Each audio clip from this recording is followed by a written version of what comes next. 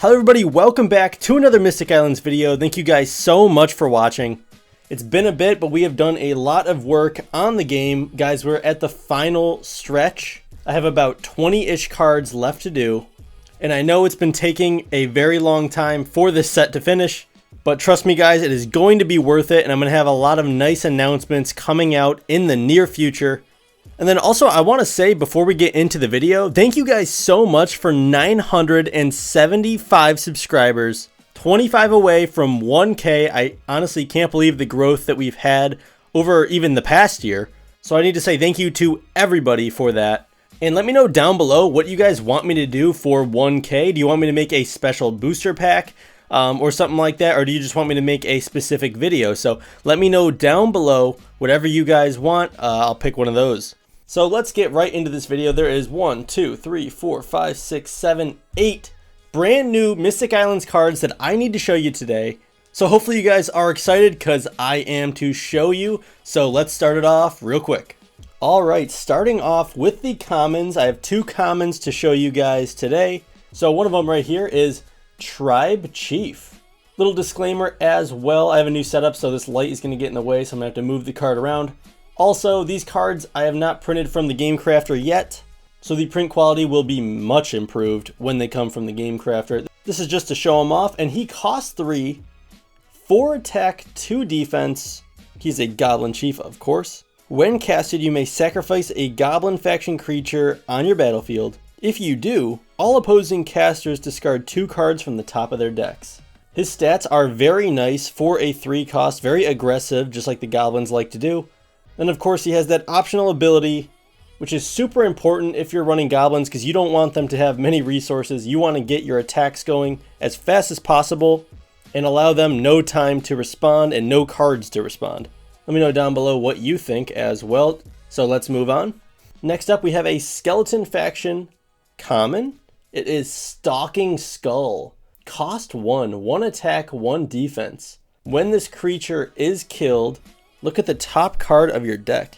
Even though that skill doesn't seem extremely useful in the game, for Skeleton Faction, your graveyard is extremely important, so knowing the next cards that come in your deck become very, very key to winning as the Skeleton Faction. So this is definitely a nice card for you to have in that deck.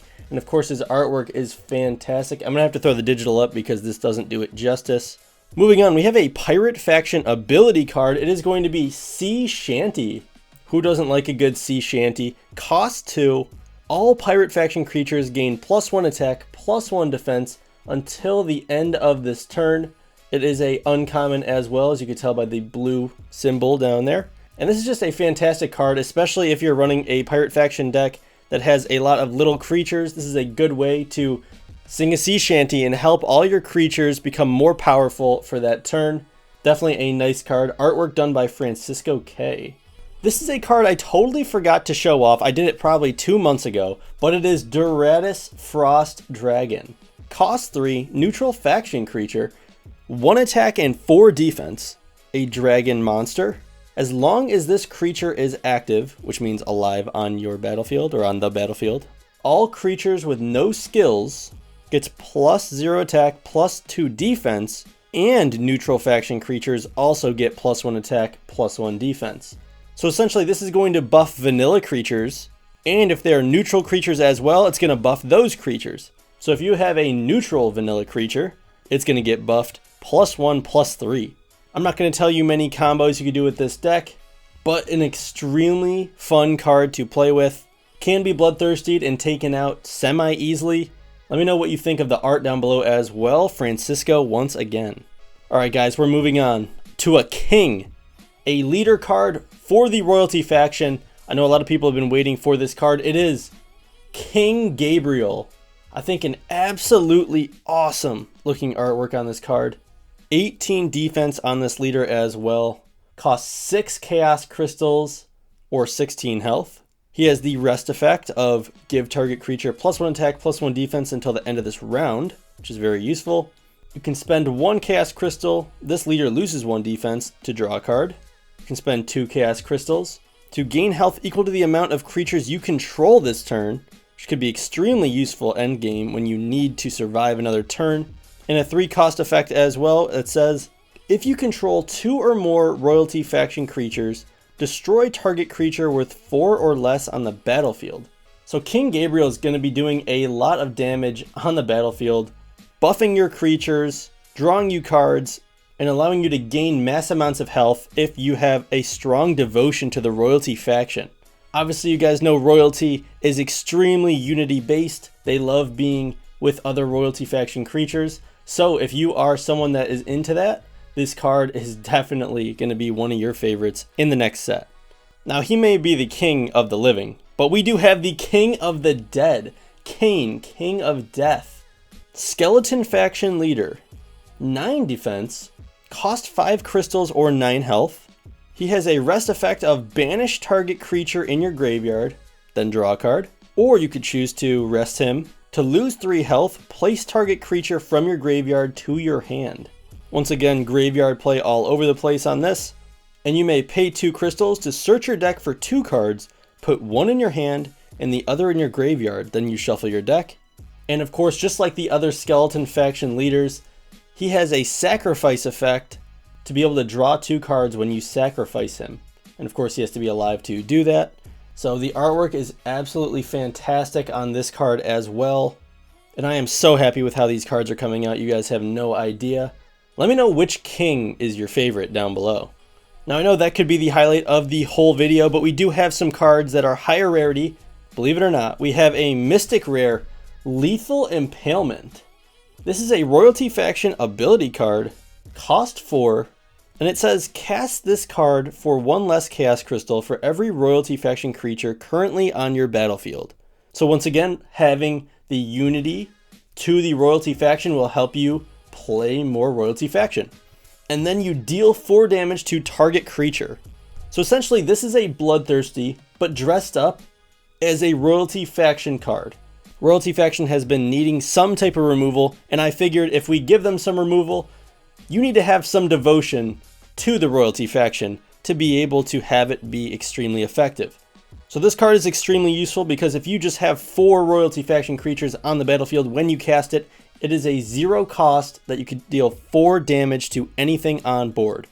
Fantastic card, and the artwork is pretty stunning as well. And guys, don't leave too soon because this is the last card of the video. Thank you guys so much for watching.